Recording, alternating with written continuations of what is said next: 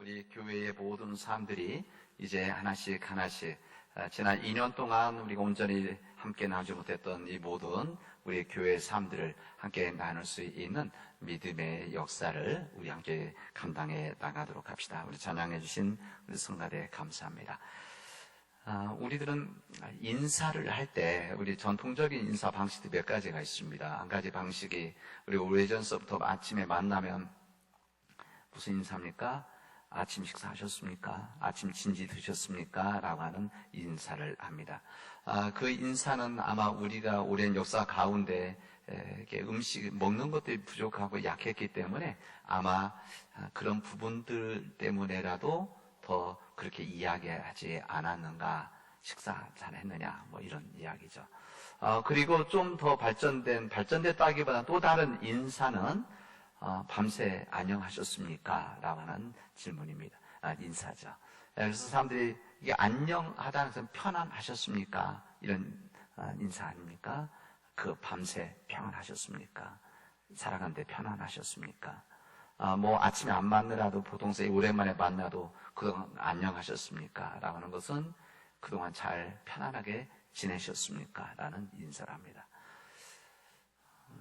이스라엘 사람들은 인사를 할 때 샬롬, 평화가 임할지어다, 평화가 있기 바랍니다 라고 하는 차에서 샬롬 인사를 합니다.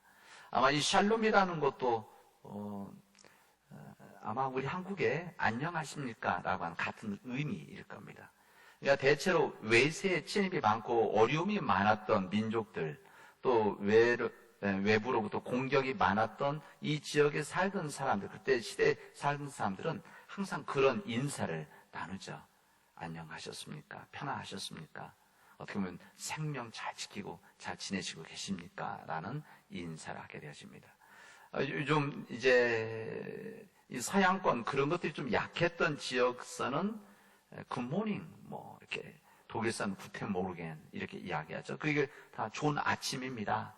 그러니까 이런 먹는 거나 또 무슨 외세 공격에 이런 부담이 없었던 이 민족들은 그렇게 인사를 했던 것이죠. 아마 지금 요즘 우리 시대 속에서 아침에 만나서 식사하셨습니까? 뭐 이런 이야기 대체 이제는 하지 않습니다. 그렇죠? 그건 안녕하셨습니까? 이 인사도 요즘 별로 하지 않습니다. 요즘은 사람들 만나면 뭐 굿모닝도 하지만 좋은 아침입니다. 이렇게 인사들을 많이 하시더라고요. 그만큼 우리 사회가 좋아지고 편해졌다, 이런 이야기입니다. 우리 종교들, 대부분의 종교들은 평화를 추구합니다. 그래서 우리 각자, 예를 들면 우리들에게 있어서 질문을 세계에서, 세상에서 가장 평화로운 종교, 평화로운 이 종교 생활이 어디서 할 수 있습니까? 라고 하면 우리 당연히 기독교라고 말할 겁니다. 아마 이슬람 사람들은 가장 평화로운 종교가 무엇입니까? 라고 하면은 그들은 우리 이슬람입니다 얘기할 것이고, 불교 쪽에 있는 사람들도 당연히 표현은 평화라고는 하지는 않지만은 그러나 그들 마음속에서 평화를 추구하는 이런 삶을 추구하는 종교라고 할 수가 있습니다. 우리 기독교에서 말하는 이 평화, 우리 가장 평화로운 종교, 아마 이런 이미지는 아마 예수께서 이 땅에 태어나실 때 마국간에서 태어나시고, 그리고 예루살렘에 입성하실 때 이 나귀를 타고 입성하시는 그런 여러 가지 우리 시각적으로 보여지는 이 부분에서 우리가 평화의 종교다, 이렇게 이야기를 하게 되어질 겁니다. 실제로 그렇습니다. 우리 예수님께서 이 겟세마네 동산에 잡히시는 날 밤에 베드로가 칼을 휘둘렀을 때 우리 주님께서는 칼을 꼽으라고 다시 꽂으라고 얘기를 하시죠. 그러면서 무슨 말씀하십니까? 칼을 사용하는 자는 칼로 망하게 되어질 것이다, 이야기를 하십니다. 하나님을 믿는 사람들에게 하나님이 주신 놀라운 축복 중에 하나가 평안입니다. 그리고 평화이죠, 평화. 예수님께서 우리들에게 이렇게 이야기를 하십니다. 요한복음 14장에 보면 평안을 너희에게 주노니 곧 나의 평안을 너희에게 주노라. 그리고 내가 너희에게 주는 것은 세상이 주는 것과 다른 평화다, 이렇게 말씀을 하십니다. 예수님께서 우리에게 주신 평안이 세상과 다른 평화라는 거예요. 세상이 생각하고 세상이 주는 평화와는 다른 평화다. 이렇게 주님 말씀을 하십니다. 예수님께서 우리에게 주신 평화는 어떤 면에서 세상과 다른 평화입니까?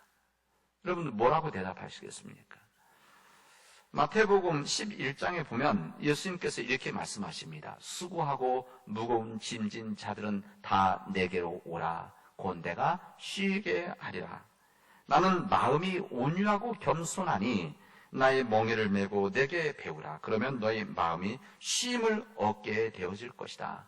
내 멍에는 쉽고 내 짐은 가벼움이다. 이렇게 말씀을 하십니다.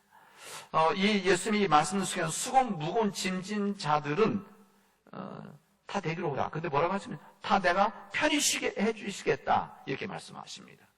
근데 그 중간에 무슨 말씀하십니까? 예수님께서 그러나 너희들은 내 멍에를 매라. 이렇게 말씀하십니다. 좀 말이 좀 안 맞죠?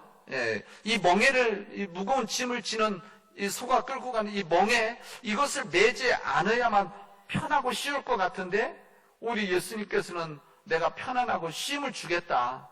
안식을 주겠다 하시면서 내 멍에를 매라.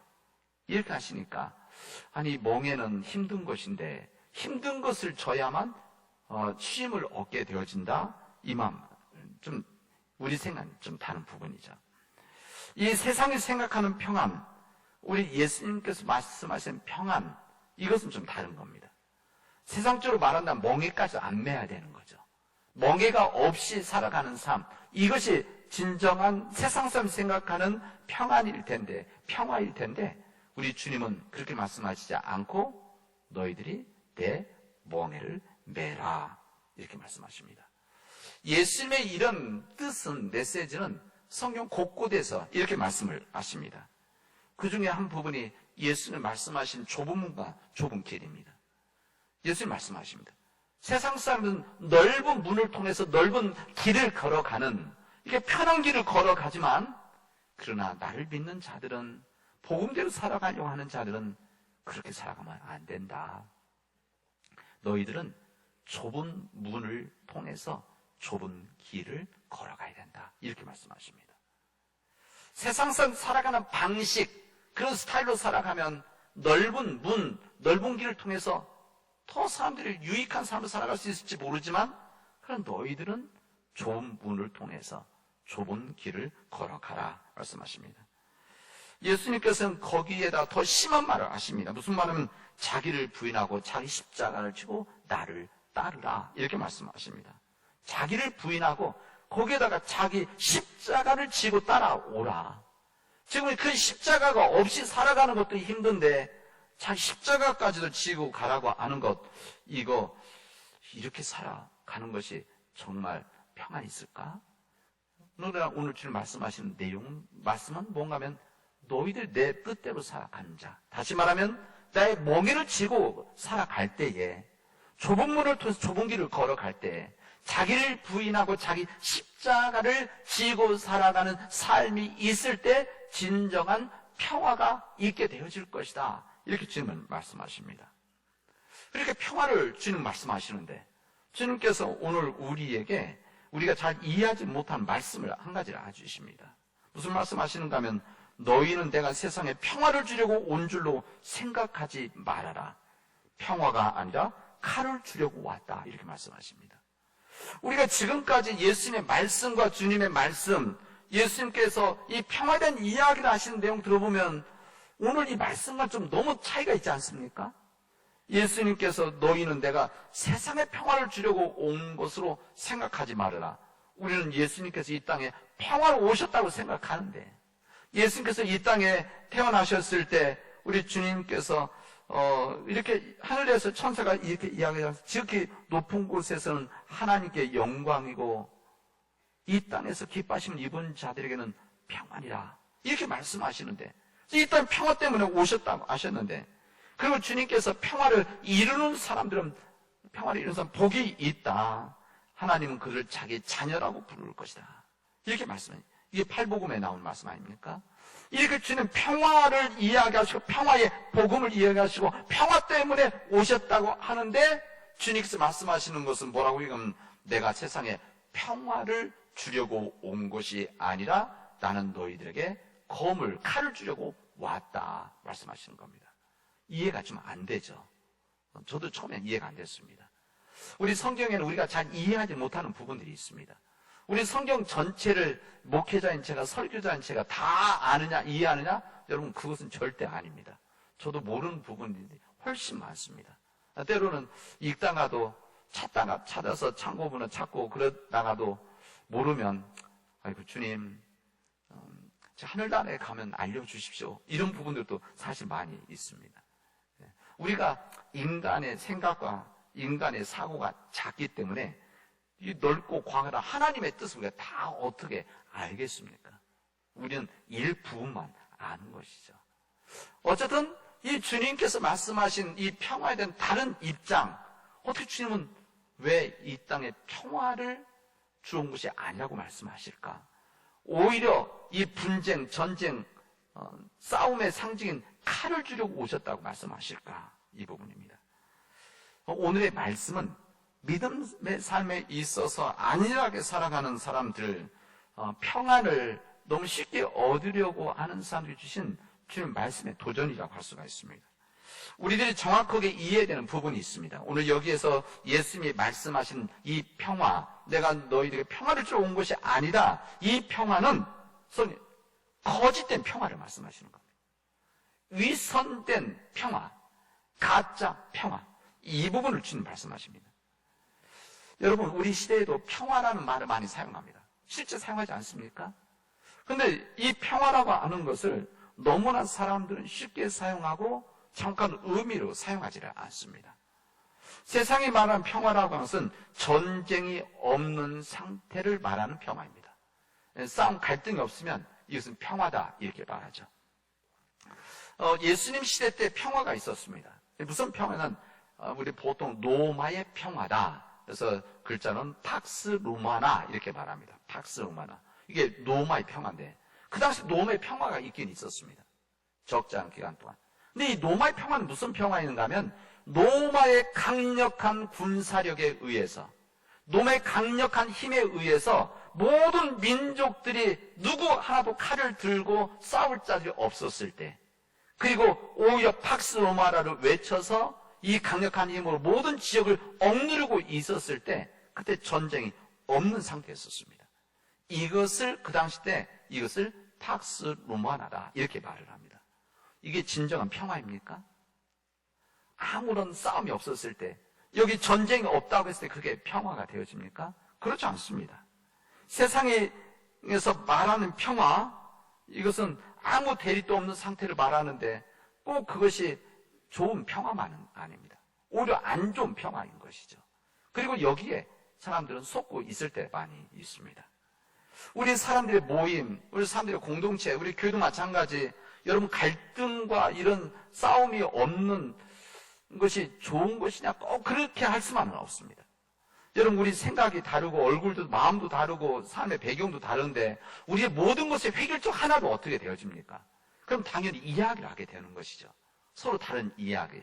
이게 틀린 이야기가 아니라 다른 이야기 하게 되어지면 때로는 이것 때문에 갈등할 수도 있는 겁니다.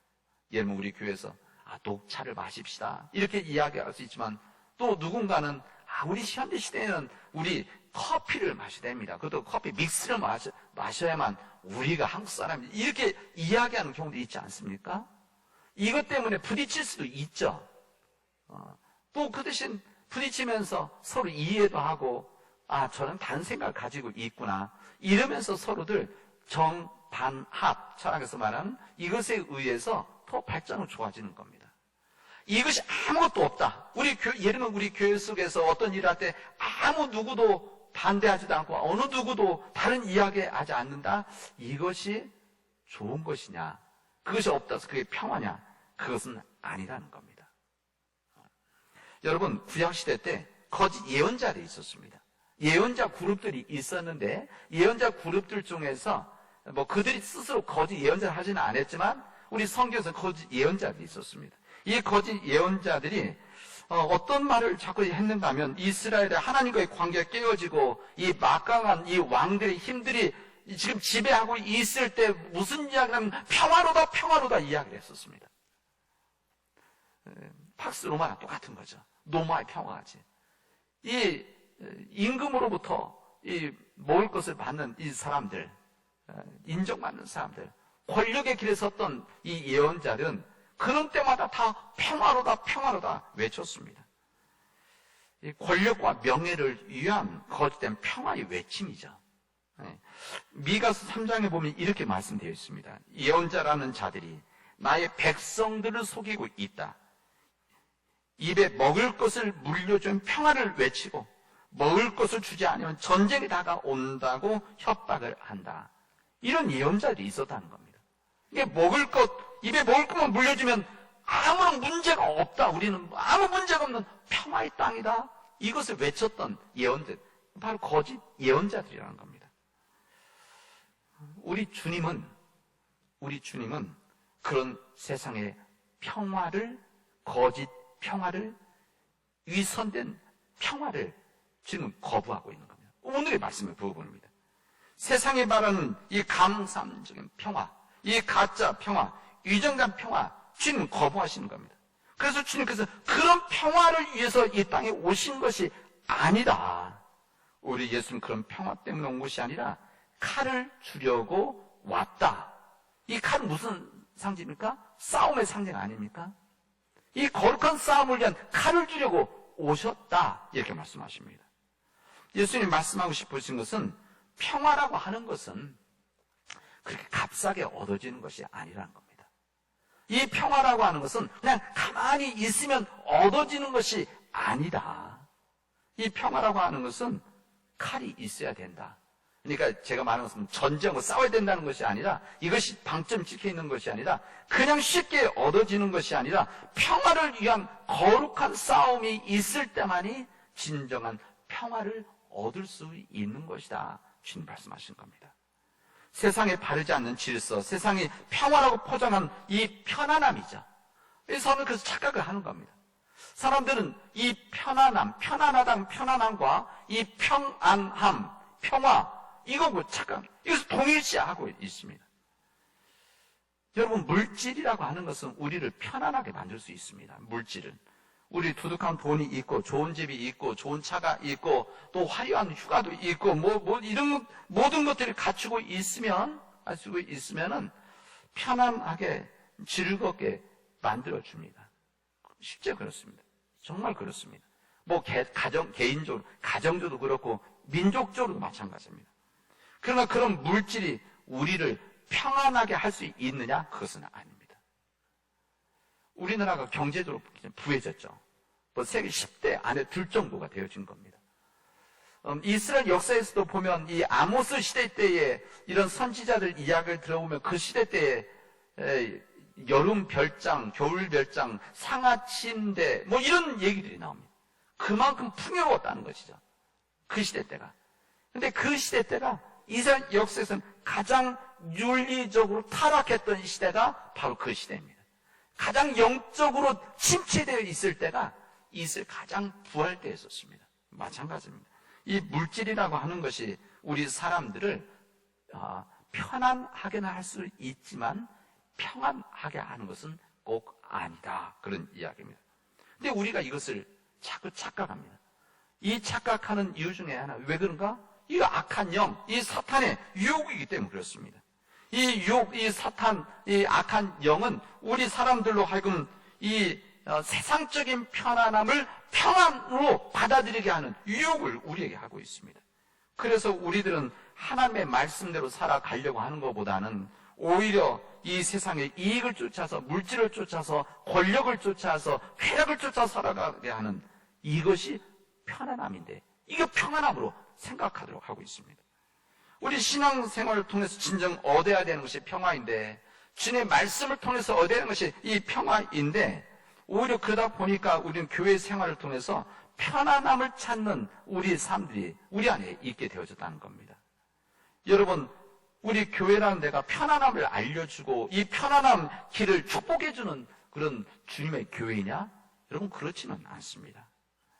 그래서 이 편안함을 이야기하고 편안한 길을 설명해주고 이 길을 축복해주는 이 교회들은 사실은 건물도 올라가고 또 이것으로 굉장히 풍성해지는데, 이 이 편안함을 부정하고 이 편안함을 걸어가면 안 된다 이야기하는 진정한 평화를 말하는 교회들은 참 힘듭니다. 왜? 그런 교회들은 항상 십자가를 이야기하고 죄를 이야기하기 때문에 그렇습니다.